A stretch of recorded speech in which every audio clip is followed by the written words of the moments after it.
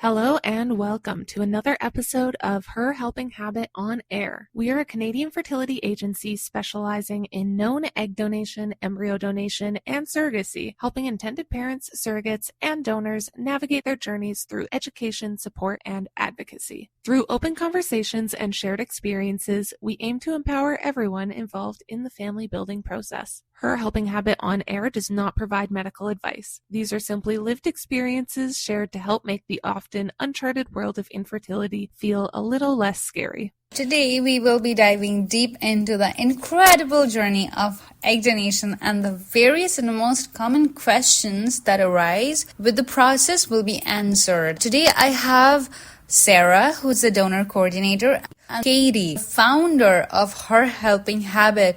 Welcome, you guys. Hey, Shruti. So excited to be here and talk about this awesome adventure. Thanks, Shruti. I'm so excited to be here. Even more so since we have Sarah joining us today. We've gotten a great list of myths or possibly facts that we're going to discuss from listeners and readers all over the world, from the podcast, Instagram, even emails that we've received. So these are some questions, maybe common sense for some of you. For others, it's WTF. And we're going to get right into it and perhaps debunk some myths. But before we get right into this myths versus facts Q&A, I just want to take a moment to really introduce Sarah. So Sarah is our main donor coordinator. She's also most recently our donor program manager. She's been promoted. Congratulations. Woo, Sarah. And anyway, we just would not be who we are without her. She's such an important part of Her Helping Habit. I know we have had her pop in on some earlier episodes, but we've not formally introduced her before, and I just want to take this time to let our audience get to know Sarah a little bit. So I'm going to pass it back over to you, Shruti. Thanks, Katie. So, Sarah, what motivated you to become an egg donor?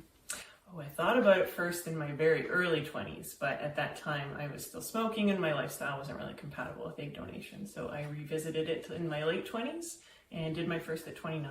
So at the time when you were donating your eggs, were you financially compensated? So I've done it both ways. I've done donations that were totally altruistic, where I actually made no money at all. And I've done some in the US that were compensated, and I don't regret either experience. Both of them were equal experiences because of the relationships I got from the ones that I did altruistically are totally invaluable to me and something that I'll carry with me for the rest of my life.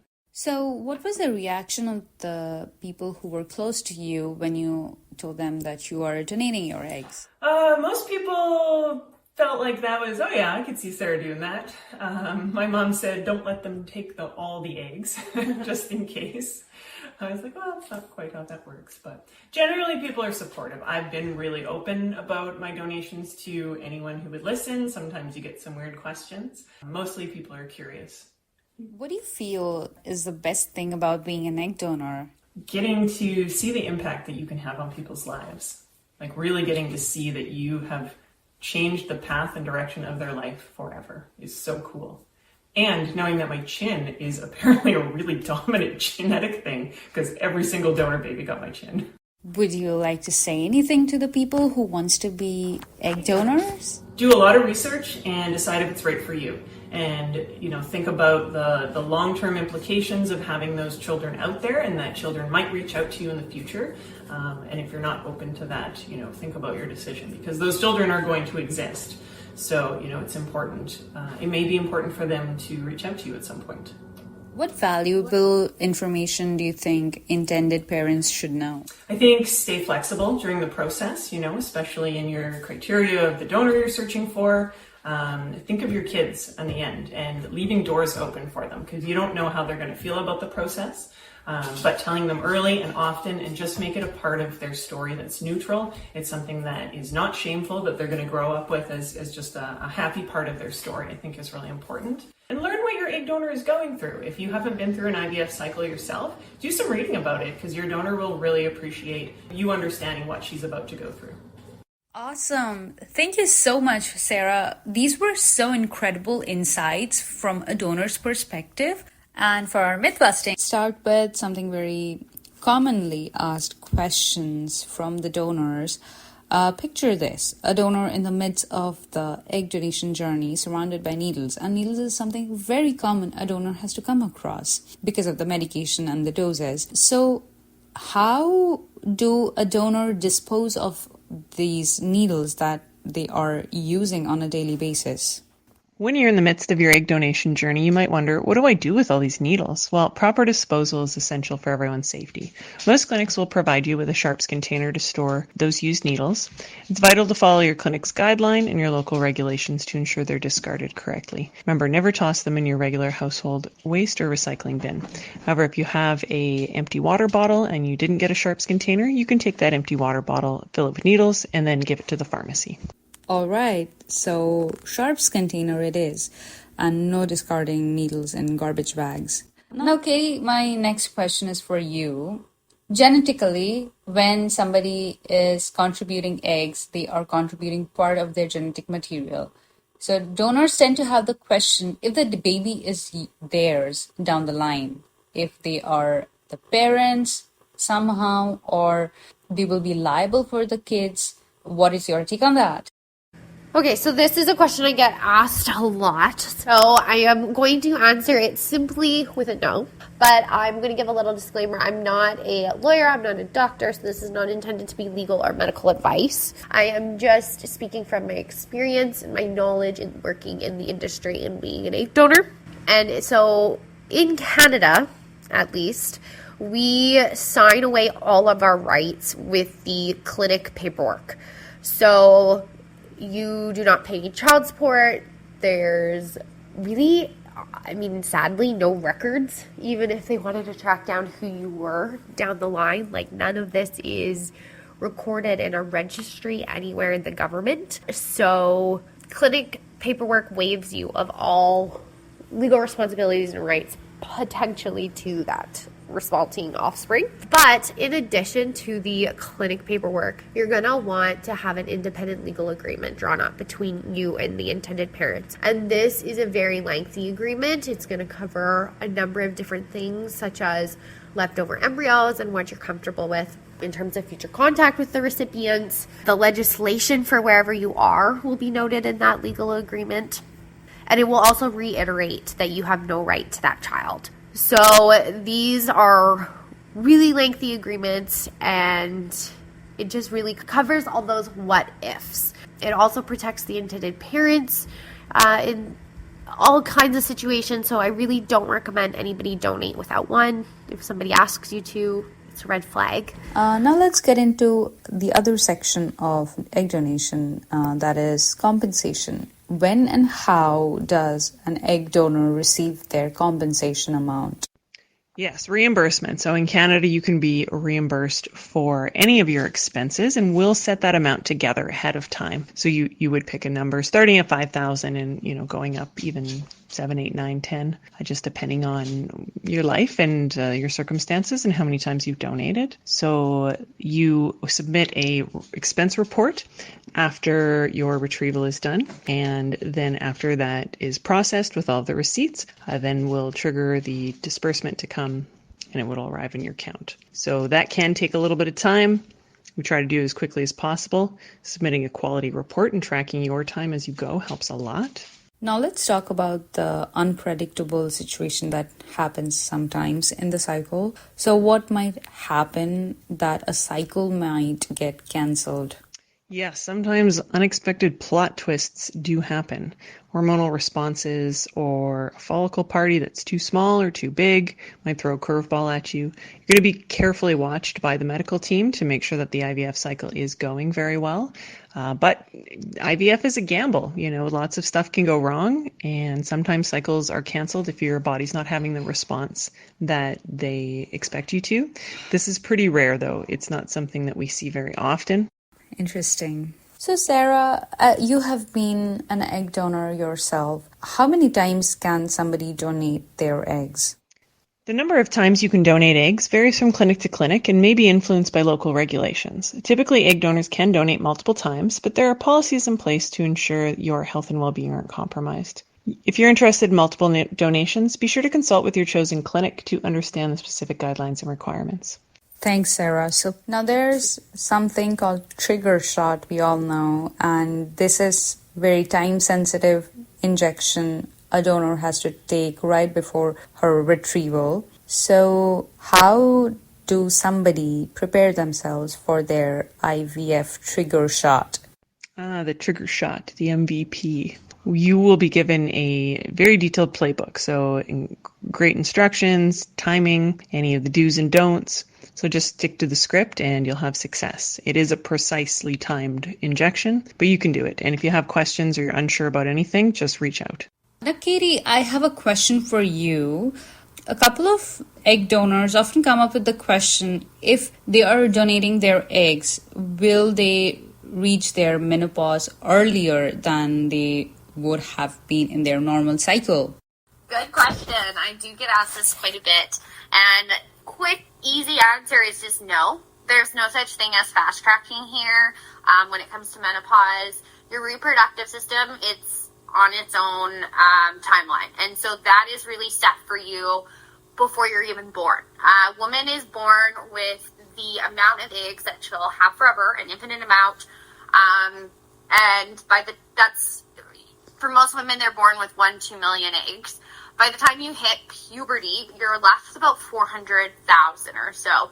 And then those are the eggs that you will ovulate until menopause. Now, that's a lot of eggs, right? Like, we are not going to ovulate all 400,000 of those by the time we get to menopause. Statistically, that's just impossible. We're not going to have that many menstrual cycles. But every month, our follicles, so a follicle is a sac of fluid that contains an egg within your ovary, okay? So your body every month is developing follicles, and your body picks the best follicle that it's grown every month to ovulate. And with IVF, we're able to rescue those other follicles that weren't ovulated. So with the IVF medication, you're able to continue stimulating all those follicles and then retrieve them all. Whereas naturally, you've, say, let's grow 10 follicles, one is ovulated, those other 9 just dissolve and are absorbed back into your body. So in IVF, those 9 instead are going to be rescued or saved, however you want to look at it, in the retrieval procedure.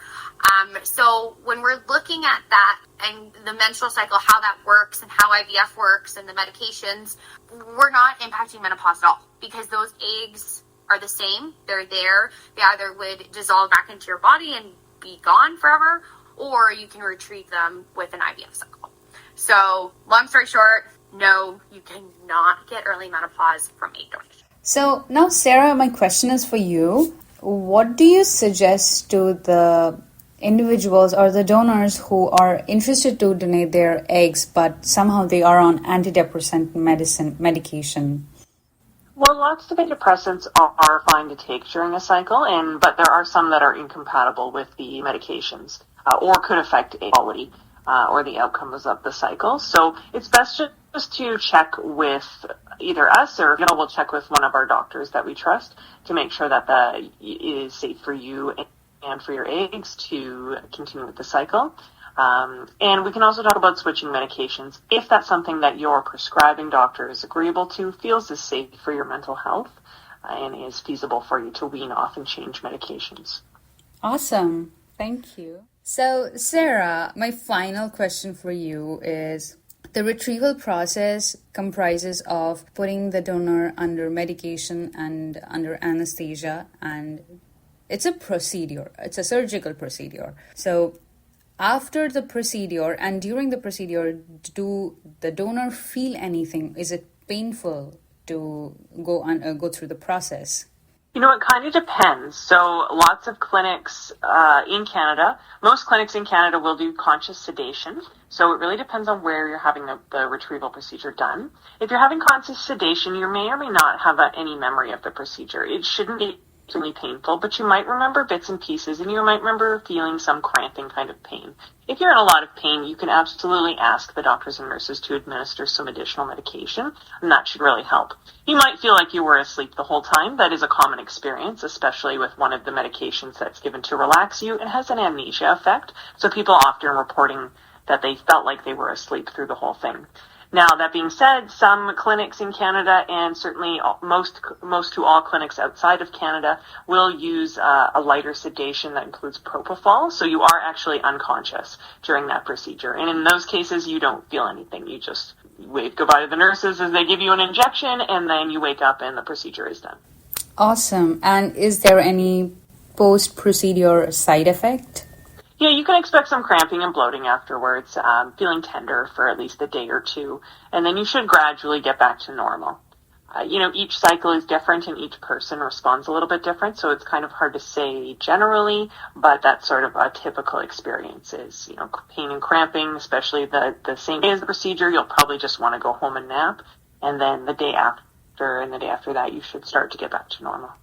Thank you so much to both of you guys, Sarah and Katie, for answering all these questions which were there in various social media platforms, websites, and the incredible part is that both of you have answered and threaded them all together. So any donor who's looking for these questions can access our podcast, our blog, our social media platform and get the answers one by one and very easily. That is incredible. Thank you so much. Well, it was so nice chatting with you two today. Thanks for your time. And I hope our listeners enjoyed this. And I look forward to chatting with you guys again in the next episode. Awesome. Thanks so much, Katie and Sarah. We appreciate your time and your contribution to this podcast. If you'd like to connect with us or have questions about known egg donation, embryo donation, surrogacy, becoming a parent, or exploring whether becoming a surrogate or donor is right for you, you can find us online at Her Helping Habit or email us at info@herhelpinghabit.com. We're passionate about educating and supporting all parties throughout the journey, and you can also book a free consultation with one of our coordinators directly through our website. Thanks for listening, and we'll talk to you again soon on the next episode of Her Helping Habit on Air.